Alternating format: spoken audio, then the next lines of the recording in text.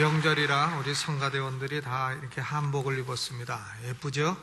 박수 한번 해주시기 바랍니다. 그리고 오늘 눈에 띄는 게 우리 임승화 목사님 사모님이 저렇게 곱게 한복을 입으셨어요. 근데 한복을 이렇게 내놓으셔야지 이렇게 외투로 다 가리면은 저는 어려서 한복이 좀 싫었어요. 불편해가지고. 근데 나이가 들어가면서 이 한복만큼 아름다운 옷이 없구나, 이런 생각을 해보게 됩니다. 서로 옆에 계신 분 인사 좀 나누시죠. 명절에 복 받으시 바랍니다. 한 4분, 5분 인사 나누시 바랍니다.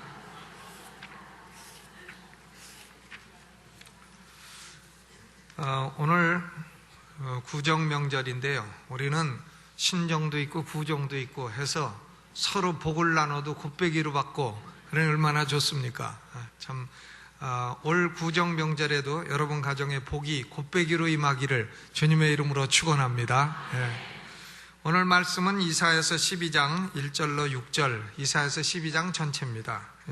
중심으로 해서 구원의 우물들에서 물을 기르라 하는 제목으로 말씀을 나누겠습니다.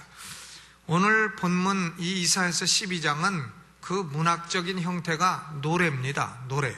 그래서 영어로 제목은 Song of Praise, 찬양의 노래라, 이렇게 제목이 붙어 있습니다. 내용상으로나 형식상으로나 출애굽기 15장에 나오는 모세와 미리암의 노래와 비슷합니다. 이스라엘 백성들이 출애굽할 때에 가장 위험했던 장소가 어디냐면 바로 홍해를 건너기 전이었습니다. 앞에는 스스로의 힘으로 건널 수 없는 홍해가 놓여 있었습니다. 뒤에는 애굽 군대가 그 병거를 이끌고 맹렬한 추격을 해오고 있었습니다. 이스라엘 백성들은 그 홍해 앞에서 죽을 수밖에 없었습니다. 살아날 수 없는 그런 자리였습니다. 그런데 하나님이 극히 아름다운 일을 행하신 것입니다. 모세의 지팡이 앞에서 홍해는 갈라졌습니다.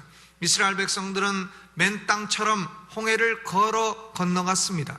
그런데 그 뒤를 추격해온 애굽의 군대와 병거들은 그만 홍해가 다시 합쳐짐으로 홍해에 모두 빠져서 몰살을 당하게 된 것입니다. 이 놀라운 구원을 체험한 모세가 부른 노래가 바로 출애굽기 15장입니다. 출애굽기 15장 2절에 여호와는 나의 힘이시요 노래시며 나의 구원이시로다. 그는 나의 하나님이시니 내가 그를 찬송할 것이요 내 아비의 하나님이시니 내가 그를 높이리로다. 이렇게 모세가 노래를 불렀습니다. 오늘 본문 2절도 그 노래의 내용이 똑같습니다. 2절을 함께 읽어보죠. 시작. 보라, 하나님은 나의 구원이시라. 내가 의뢰하고 두려움이 없으리니 주 여호와는 나의 힘이시며 나의 노래시며 나의 구원이심이라.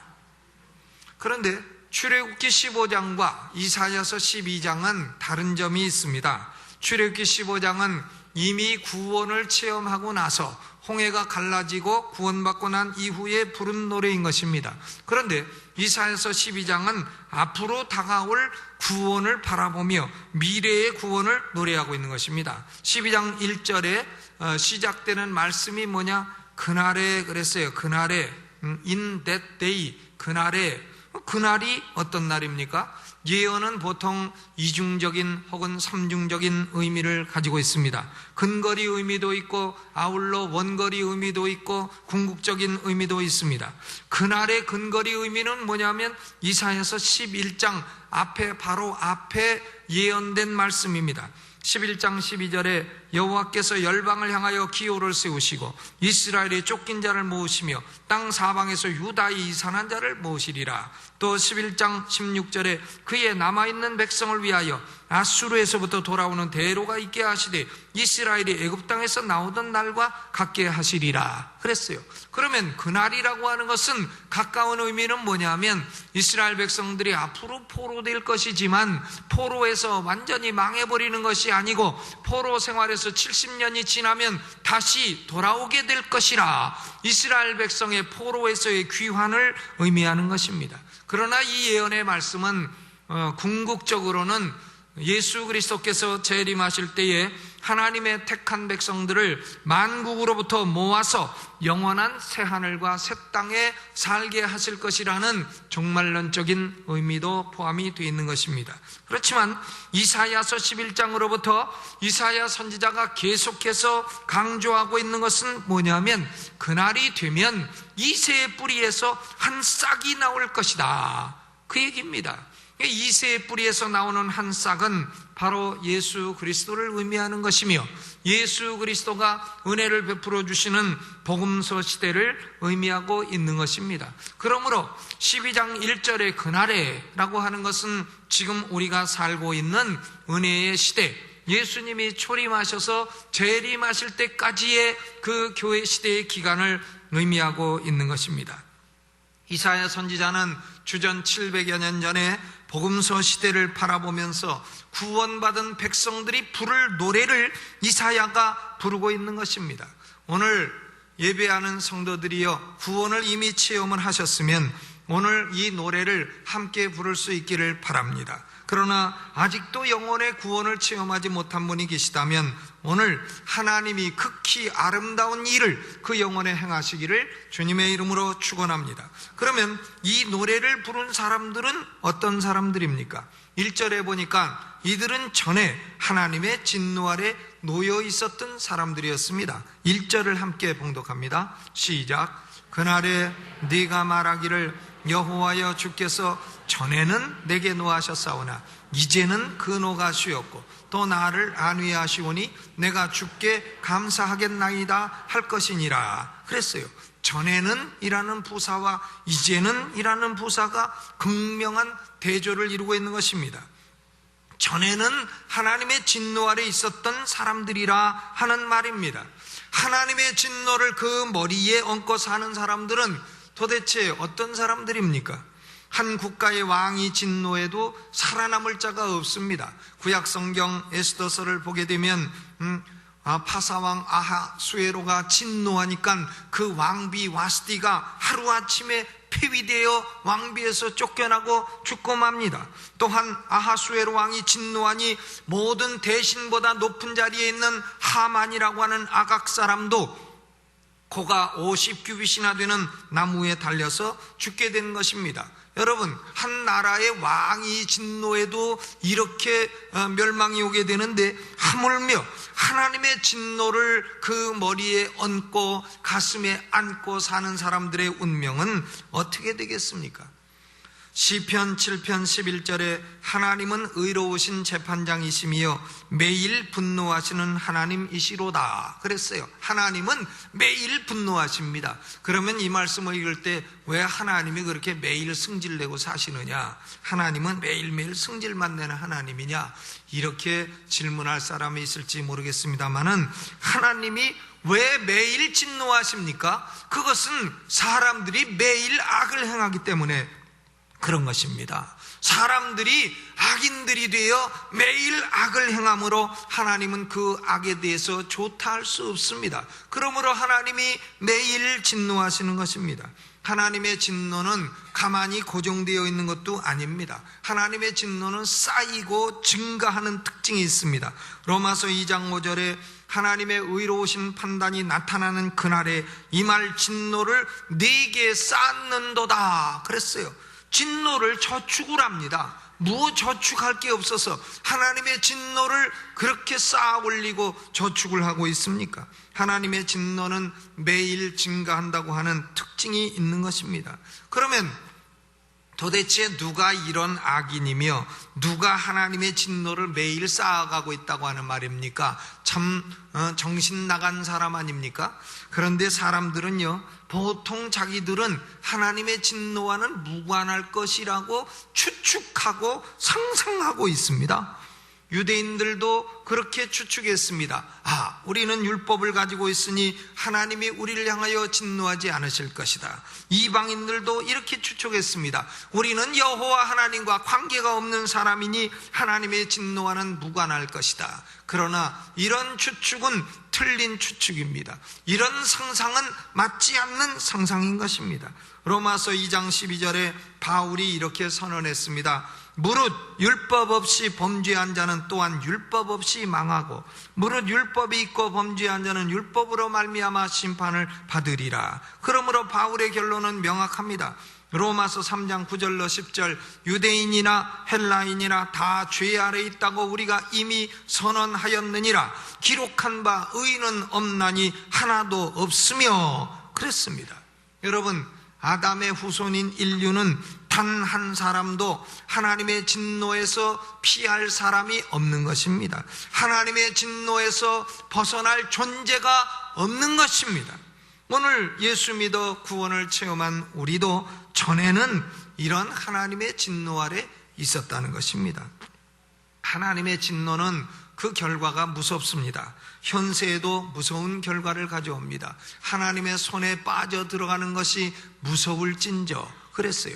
이스라엘 백성들이 왜 나라가 망하고 포로됐느냐? 하나님이 진노하시기 때문에 그렇습니다. 현세에도 비참하고 내세에는 더 비참하여 영원한 형벌의 결과를 초래하게 되는 것입니다. 하나님이 진노하시는 인생은 살아도 비참하고 죽으면 더 비참한 것입니다. 영영이 타는 불못에 떨어져서 구더기를 불로 소금치듯 하리라. 그런 영원한 운명 가운데 처해지게 될 것이라 그랬습니다. 여러분, 이런 하나님의 진노를 안고 사시겠다고요? 뭘 안을 게 없어서. 이런 하나님의 진노를 머리에 얹고 사시겠다고요? 뭘 얹을 게 없어서 그런 걸 얹고 사십니까? 가족들 머리 위에 이런 하나님의 진노가 얹혀 있는 것을 보고도 그대로 보고만 계시겠다고요? 나쁜 사람. 나는 괜찮으리라 막연한 기대를 가지고 그대로 사시겠다고요? 아닙니다. 하나님의 진노는 제거해야 되는 겁니다. 하나님의 진노는 우리에게서 사라져야 되는 것입니다. 그렇다면 이 하나님의 무서운 진노를 어떻게 제거할 수 있겠습니까? 어떻게 전에는 하나님이 내게 노하셨으나 이제는 그 노가 쉬었고 또 나를 안위하신다고 말씀할 수 있는 사람이 되겠습니까? 2절을 읽겠습니다. 2절 다 같이 읽죠. 시작. 보라, 하나님은 나의 구원이시라. 내가 의뢰하고 두려움이 없으리니 주 여호와는 나의 힘이시며 나의 노래시며 나의 구원이심이라. 그랬어요. 하나님은 나의 구원이시라. 내가 의뢰하고 두려움이 없으리로다. 하나님을 구원자로 삼은 사람은 하나님의 진노를 두려워하지 않게 됩니다. 왜냐하면 하나님의 진노가 쉬기 때문인 것입니다. 하나님은 당신의 독생자 예수 그리스도를 이 땅에 보내셨습니다. 그래서 예수님은 십자가에서 피를 흘리시고 몸을 찢으셨습니다. 하나님은 예수 그리스도로 말미암아 당신의 모든 진노를 다 쏟으시고 예수 믿는 사람들에게 그 진노를 거두시는 것입니다. 그러므로 예수 그리스도를 가리켜 성경은 화목제물이라 그랬어요. 영어로는 propitiation, 화목제물. 화목제물이라는 것은 진노를 제거하는 제물이라 그런 뜻이에요. 우리가 참 심청이 얘기를 잘 알죠. 봉사생활 오래 하다가 빛을 본 사람 누구냐 하면 신봉사라 우리가 그렇게 알고 있는데, 이 신봉사가 참 용왕님의 진노를 사가지고 봉사가 됐습니다. 앞을 못 보게 됐습니다.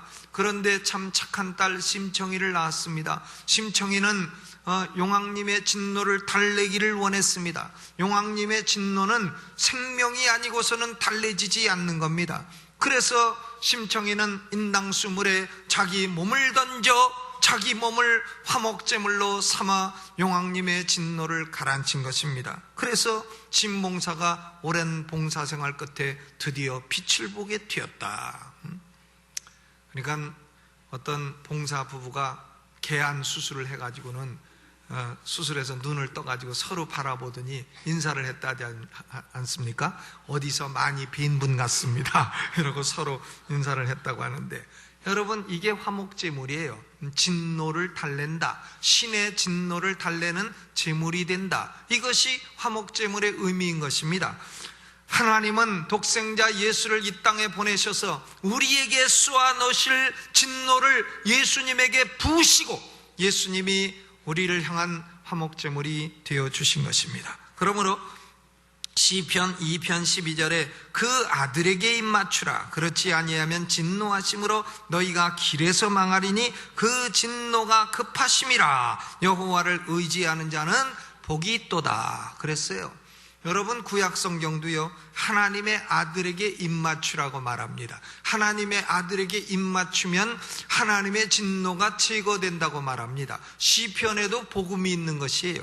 요새는 어떤 머리 깎은 사람 하나가 텔레비에 자꾸 나와가지고 무슨 노자 도덕경이라 하면 그냥 가만히 있겠는데 구약성경 믿는 것이 성황당 믿는 것과 같다고 이렇게 헛소리를 합니다. 참 구원받지 못한 영적으로는 무식한 사람인 것입니다. 여러분, 그런 사람 말을 믿지 마세요. 그 머리는 왜 깎고 스님도 아닌 것이. 그런데 구약성경도 복음이 있는 거예요. 구약성경도 하나님의 아들을 증거하는 것입니다. 신약은 괜찮고 구약은 성황당이다, 그렇지 않습니다. 구약성경도 하나님의 아들 예수 그리스도에게 입맞추는 것만이 하나님의 진노를 제거하는 유일한 길임을 증거하고 있는 것입니다. 요한복음 3장 36절에 아들을 믿는 자는 영생이 있고 아들을 순종치 아니하는 자는 영생을 보지 못하고 도리어 하나님의 진노가 그 위에 머물러 있느니라 그랬습니다. 성경을 수백 번 읽고 설교를 수만 편 들어도 결국 결론은 그겁니다. 예수 그리스도를 구주로 믿고 마음의 구주로 영접하고 예수 그리스도에게 순종하고 예수님을 친구로 삼아서 동행하며 살아라. 그래야 하나님의 진노가 쉬고 하나님의 안위를 경험하는 인생이 된다는 것입니다. 예수 믿는 사람은 먼저 영혼의 쉼이 옵니다. 예수 믿게 되면 죄사함의 기쁨이 오고 영혼의 쉼이 와요. 그 다음에 이어서 하나님의 위로가 오게 되는 것입니다. 여러분, 감옥에서 나오는 사람들은요 먼저 감옥이라고 하는 그 고통에서 해방이 필요해요. 그러니까 우선 영혼의 쉼이 필요합니다. 그러나 그것만 가지고 되는 게 아니에요. 감옥에서 하도 못 얻어먹어서 감옥에서 나오는 사람은 가족들의 위로와 보식이 필요한 것입니다. 그러므로 감옥에 나오는 사람 마중 나갈 때는 뭘 사갖고 갑니까? 두부를 사가지고 가서 그동안에 못 잡수셨으니 잡수시고 위로를 받으라고 이렇게 하는 것입니다. 하나님께서도 우리에게 쉼과 위로 이 두 가지를 다 주시는 줄로 믿으시기를 주님의 이름으로 축원합니다. 물 좀 마시고 하겠습니다.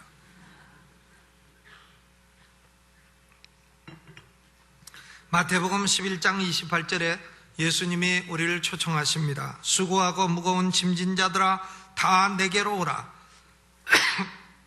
내가 너희를 쉬게 하리라. 여러분, 죄짐을 지고 하나님의 진노를 안고 사는 사람은 쉼이 없습니다. 인생이 고달프고 내세는 더 고달프고 영원한 고통이 오게 되는 것입니다. 그러나 예수 그리스도를 믿는 사람은 어떻게 고백할 수 있습니까? 2절, 보라 하나님은 나의 구원이시라. 내가 의뢰하고 두려움이 없으리로다 그랬어요.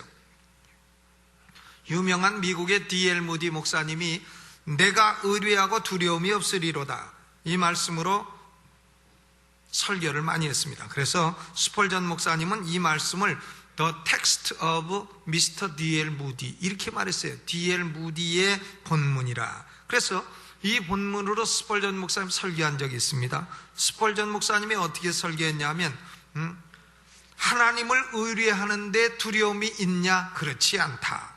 하나님을 의뢰하지 않는데 두려움이 없다? 그렇지도 않다. 그러면 바른 건 뭐냐? 하나님을 의뢰하니 두려움이 없다. 그게 바른 것이라고 설교를 한 것입니다. 여러분, 예수 그리스도를 믿는 사람은 하나님의 진노가 제거되어 영혼의 쉼이 있고 하나님의 안위하심이 있고 인생을 두려움 없이 살게 되며 하나님은 나의 힘이시며 노래시며 나의 구원이시라고 찬송할 수 있게 되는 것입니다. 그러면 이렇게 하나님의 진노가 제거되고 구원의 노래를 부를 수 있는 사람의 삶은 어떠해야 되느냐? 오늘 말씀의 핵심은 3절이에요. 3절을 같이 읽어봅니다. 시작.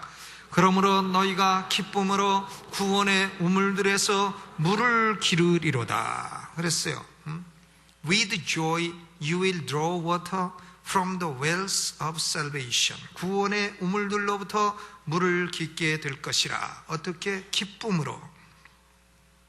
유명한 성서 주석가인 존 칼빈은 구원의 우물을 그리스도 예수님이라고 해석을 했습니다. 저는 칼빈의 주석에 동의합니다. 요한복음 4장 16절에도 예수님은 영원히 목마르지 않는 물을 주시는 분이시라 그랬어요. 내가 주는 물을 먹는 자는 영원히 목마르지 아니하리니 나의 주는 물은 그 속에서 영생하도록 솟아나는 샘물이 되리라 그랬습니다. 그런데 예수님을 왜 구원의 우물, 단수로 하지 아니하고 구원의 우물들이라 했느냐? 예수 안에는 퍼올릴 수 있는 물이 많기 때문에 그런 겁니다. 골로새서 1장 19절에 아버지께서는 모든 충만으로 예수 안에 거하게 하셨다 그랬어요. 그러니까 예수님의 특징은 뭐냐? 충만입니다. 예수님은 뭐 조금 가까스로 조금 있는 게 아니에요. 모든 것이 충만하게 있습니다. 예수님 안에는 순우리말로 모든 것이 만땅이에요. 만땅. 모든 것이 충만합니다. 성경에 보니까 예수님 안에는 참 별별 것이 다 충만한데 첫째로 은혜와 진리가 충만하다 그랬어요. 요한복음 1장 14절 말씀이 육신이 되어 우리 가운데 거하시며 우리가 그 영광을 보니 아버지의 독생자 영광이요 은혜와 진리가 충만하더라. Full of grace, full of truth. 예수님은 은혜도 가득하고 진리도 가득하고 예수님을 조금만 누르면 은혜가 나와요. 예수님을 조금만 건드리면 진리가 나옵니다. 왜? 가득하니까. 가득한 것은 건드리면 나오게 돼 있어요. 또 예수님은 둘째로 성령이 충만합니다. 누가복음 4장 1절에 예수께서 성령의 충만함을 입었다 그랬습니다. 세 번째로 예수님은 기쁨이 충만합니다. 요한복음 15장 11절 내가 이것을 너희에게 이름은 내 기쁨이 너희 안에 있어 너희 기쁨을 충만하게 하려 함이니라. 여러분, 기쁨이 없는 사람은 예수님의 충만한 기쁨으로부터 물을 길어 기쁨으로 충만케 되시기를 주의 이름으로 축원합니다. 이 세상에 돈 많으면 기쁩니까? 그러면 돈 많은 사람들이 왜 자살하겠어요? 이 세상에 인기 많으면 기쁩니까? 그러면 인기 있는 사람들이 왜 자살을 합니까? 기쁨이 없기 때문에 그렇습니다. 기쁨은 그런 데 있지 않습니다. 참된 기쁨은 예수 안에 충만히 있는 줄로 믿으시기를 주님의 이름으로 축원합니다. 그러므로 아무것도 없어도 예수님의 충만한 데서 받게 되면 기쁨이 넘쳐나게 되는 거예요. 네 번째로 예수 안에는 하나님의 영광이 충만합니다. 신성이 충만합니다. Full of the glory of God. 골로새서 2장 9절 그 안에는 신성의 모든 충만이 육체로 거하신다 그랬습니다. 우리는 예수 그리스도의 충만한 모든 것으로부터 우리도 충만함을 입게 되는 겁니다. 요한복음 1장 16절에 우리가 다 그의 충만한 데서 받으니 은혜 위에 은혜로라. 골로새서 2장 10절에 너희도 그 안에서 충만하여 졌다 그랬습니다. 예수님은 뭐 가까스로 구멍가게 물건 조금 갖다 놓고 팔이 왔다 갔다 하고 그런 구멍가게의 주인이 아니에요. 예수님은 모든 것이 다 충만한 만유의 주인이신 줄로 믿으시기를 주의 이름으로 축원합니다. 예수님 안에는 부족한 것이 없어요. 은혜가 필요하면 은혜가 가득하고 지식이 필요하면 지식이 가득하고 치료가 필요하면 치료가 가득하고 위로가 필요하면 위로가 가득하고 기쁨이 필요하면 기쁨이 가득하고 영광이 필요하면 영광이 가득하고 모든 것이 다 가득하고 충만한 분입니다. 우리는 충만한 예수님으로부터 받기 때문에 우리도 충만해지는 거예요. 예수님으로부터 받아 우리도 충만해지는 것입니다. 그러므로 예수님을 가리켜 구원의 우물들이라 그랬어요. 우리는 예수님의 충만하신 데서 구원의 우물에서 물을 길어 올리는 그런 성도가 되시기를 주님의 이름으로 축원합니다. 그런데 그러면 우리가 어떻게 구원의 우물들로부터 물을 길어 올릴 수가 있느냐? 오늘 본문에는 하라 혹은 할지어다 이런 것이 여러 가지가 나옵니다. 네 가지가 두드러집니다. 4절부터 6절까지를 같이 읽겠습니다. 시작. 그날에 너희가 또 말하기를 여호와께 감사하라. 그 이름을 부르며 그 행하심을 만국 중에 선포하며 그 이름이 높다 하라. 여호와를 찬송할 것은 극히 아름다운 일을 하셨음이니 온 세계에 알게 할지어다. 시온의 거미나 소리를 높여 부르라. 이스라엘의 거룩하신 자가 너희 중에서 크심이니라 할 것이니라 그랬어요. 어떻게 우리가 충만한 구원의 우물에서 물을 길어 올릴 수가 있느냐? 첫째로는 감사하라는 겁니다. 감사하라. 여러분, 오늘 명절을 당하여 하나님께 온 가족이 감사하게 되시기를 주님의 이름으로 축원합니다. 구원받지 못한 사람의 특징은 감사가 없다 하는 거고, 구원받은 사람의 특징은 감사가 있다 하는 겁니다. 그게 달라요. 구원받지 못한 사람은 돈 벌어도 감사치 않아요. 부자가 돼도 감사치 않아요. 먹을 걸 쌓아놓고 썩어가도 감사치 않습니다. 자식들이 잘 돼도 감사치 않아요. 건강해도 감사가 없습니다. 구원받지 못한 사람은 감사가 없어요. 왜? 감사할 대상이 없는데 누구한테 감사합니까? 그러나 구원받은 사람은 없어도 감사하고 배고파도 감사하고 새벽기도 오다가 두 다리가 부러져도 감사하고, 왜? 목이 안 부러졌거든요. 얼마나 감사합니까? 구원받은 사람은 감사가 특징이에요. 여러분, 우리는 감사함으로 예수님의 모든 충만한 데서 물을 길어 올리는 사람이 되는 줄로 믿으시기를 주님의 이름으로 축원합니다. 옆에 계신 분하고 한번 해보시죠. 하나님께 감사합시다. 두 번째로는 4절 중반에 그 이름을 부르라 그랬어요. 그 이름을 부르라. Call his name. 기도하라는 말이죠. 우리 성도들에게는 하나님이 필요한 거 다 주십니다. 그런데 주시는 방편이 기도예요. 기도하면 주시는 거예요. 기도 안 하면 안 주시는 거예요.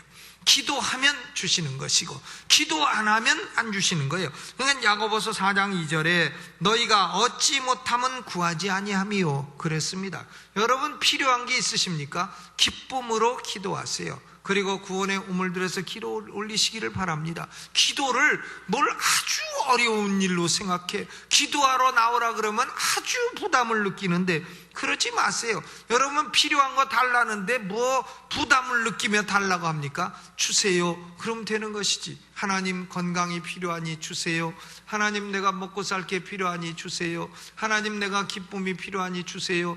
오늘 말씀을 들으니까 예수님 안에는 모든 것이 충만히 있다 하는데, 모든 것이 다 충만하다 하는데 내가 받기를 원합니다. 은혜 위에 은혜를 받아 충만한 데서 나도 충만히 받기를 원합니다. 주세요. 그 기도죠. 너희가 받지 못하면 구하지 아니하미요 그랬습니다. 우리 성도들이 필요를 못 받는 것은 기도를 안 하기 때문에 그래요. 기도했는데도 못 받는 것은 너무 욕심을 부려서 그렇습니다. 정욕으로 쓰려고 잘못 구하기 때문에 그런 거지, 제대로 구하면 하나님이 다 주시는 것입니다. 아멘. 그러므로 구원의 우물에서 물을 퍼올리는 첫째는 감사하라는 것이요, 둘째는 기도하라는 것입니다. 셋째는 선포하라 그랬어요. 그 행하심을 어디에 선포하라고요? 만국 중에 선포하며 그 이름이 높다 하라. 여호와를 찬송할 것은 극히 아름다운 일을 하셨음이니 온 세계에 알게 할지어다 그랬습니다. 우리가 어떻게 구원의 우물에서 물을 푸느냐? 선교해야 되는 거예요. 선포해야 되는 겁니다. 구원받은 백성들은 자동적으로 선교할 수밖에 없어요. 선교하지 않는 교회는 교회가 아닙니다. 선교하지 않는 성도는 성도가 아닙니다.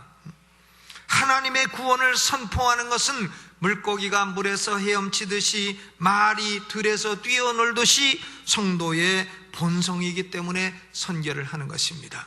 여러분, 우리 교회는 선교하는 교회가 되기를 바랍니다. 우리 교회는 세계 각국에 하나님의 교회를 세우는 교회가 되기를 바랍니다. 우리 교회는 잃어버린 영혼, 우리가 이름도 모르고 성도 모르고 만난 적도 없고 만날 계획도 없고 앞으로도 만나지도 않을 사람들이지만은 그들의 영혼을 사랑해서 복음을 전하고 선교하는 교회가 되기를 바랍니다. 선교할 때에 구원의 우물들에서는 물이 올라오게 되는 것입니다. 네 번째로는 찬양하라 그랬어요. 찬양하라. 6절을 읽어봅니다. 시작. 시온의 검이나 소리를 높여 부르라.